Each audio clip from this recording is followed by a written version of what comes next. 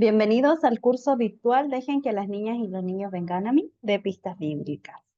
Mi nombre es Karina Solojeda, soy la coordinadora de FE y Desarrollo de World Vision Chile y hoy vamos a hacer la retroalimentación sobre los proyectos, sobre la forma de hacer los proyectos directamente en territorio o en las iglesias, en las comunidades.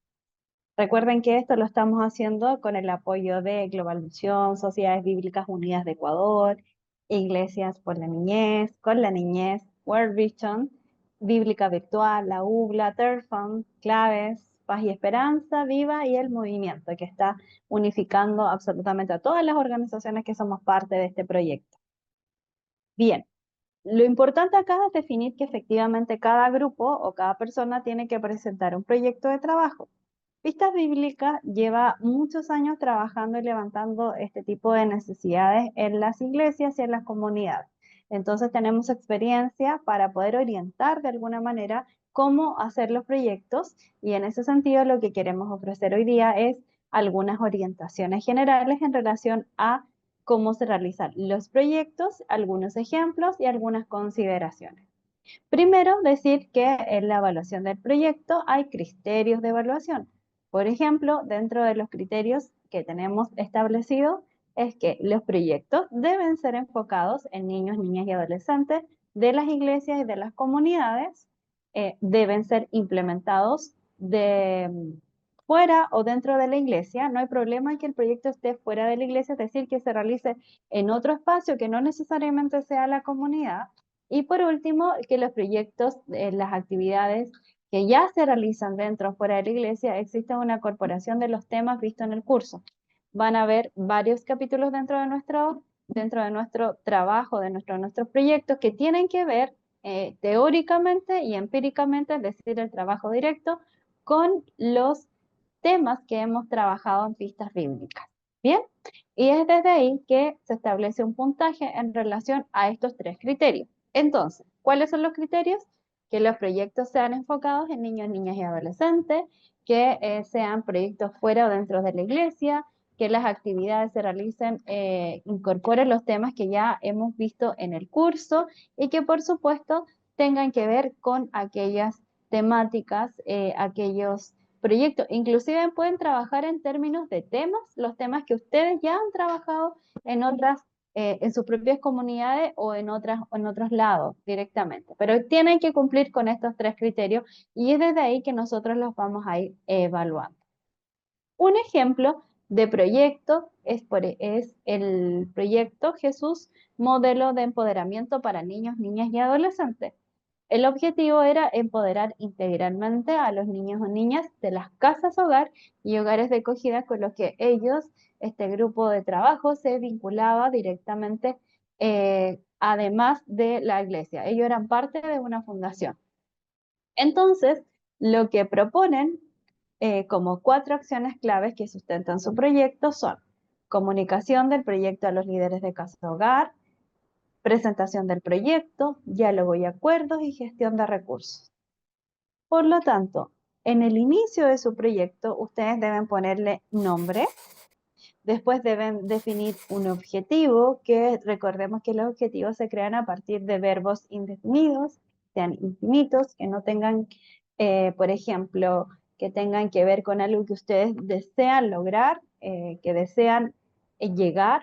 Por ejemplo, no solo empoderar es un verbo, pero puede ser descubrir, describir, realizar, crear protocolos, realizar talleres,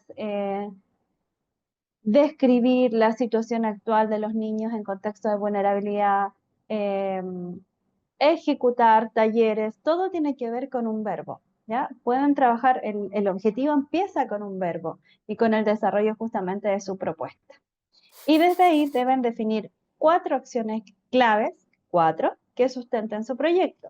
Y es así como, por ejemplo, en el caso de un proyecto Jesús Modelo de Empoderamiento, primero se establece comunicar el proyecto a los líderes de estas casas de hogar, a estos hogares de acogida. Se presenta el proyecto a empresarios cristianos porque también hay un tema con los recursos. Necesitamos saber desde dónde se van a salir los recursos para este proyecto. Y también debemos establecer un diálogo y acuerdo con los líderes de las instituciones cristianas aliadas que van a ser parte de este proyecto y por supuesto la gestión de recursos.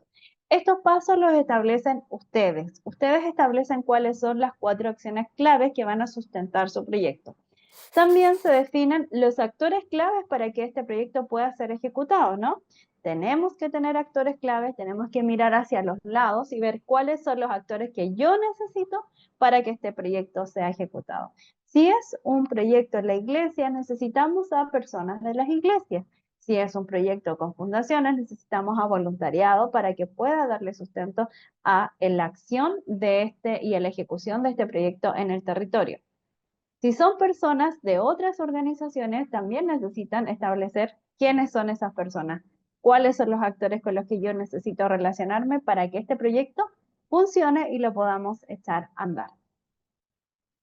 Posterior a ello, se debe definir el problema del proyecto, ¿ya? En este caso, en el problema se describe cuál es el problema, qué es lo que ustedes quieren solucionar con su proyecto.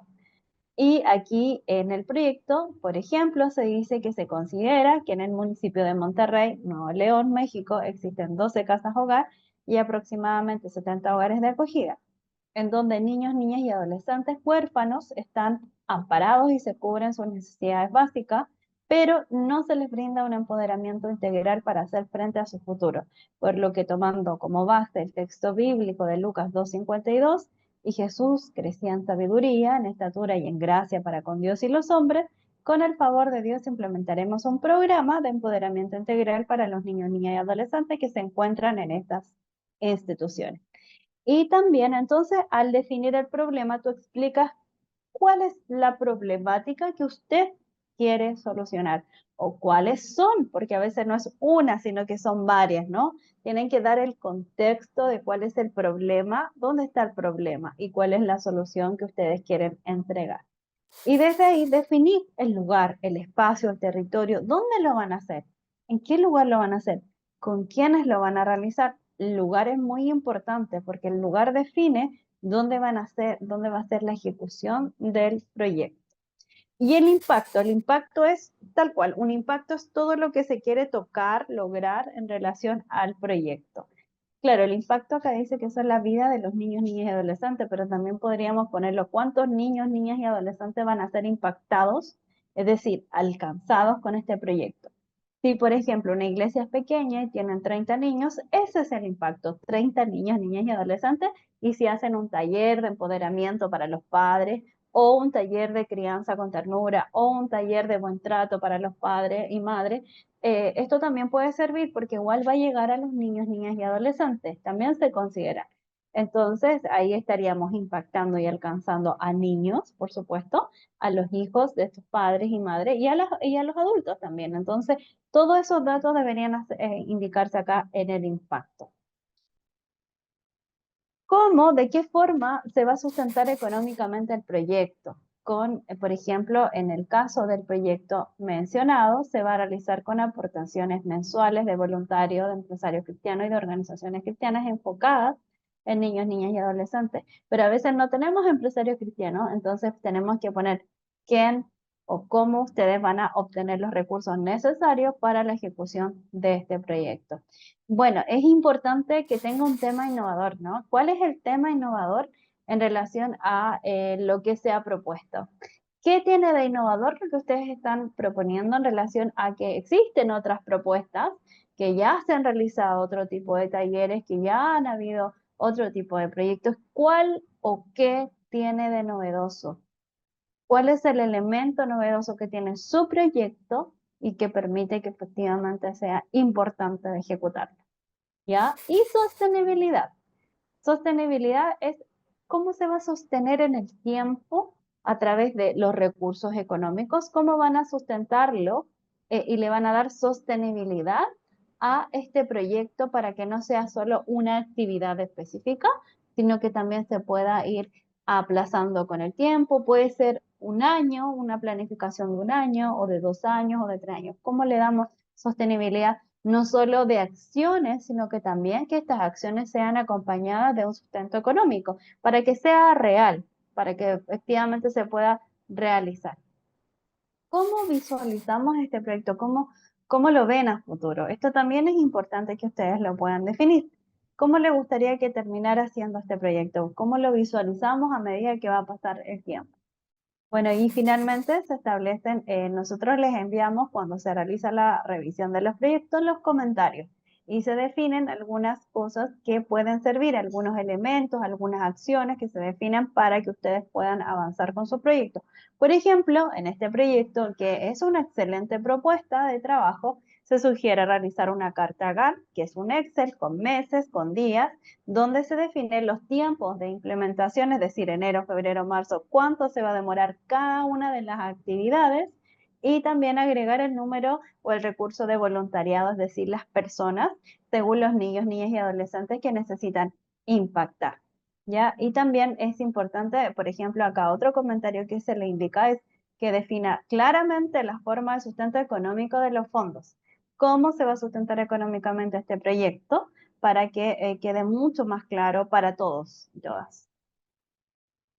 Acá hay otros comentarios que me gustaría agregar a esta retroalimentación de proyecto y es que a veces, por ejemplo, se faltan algunos datos.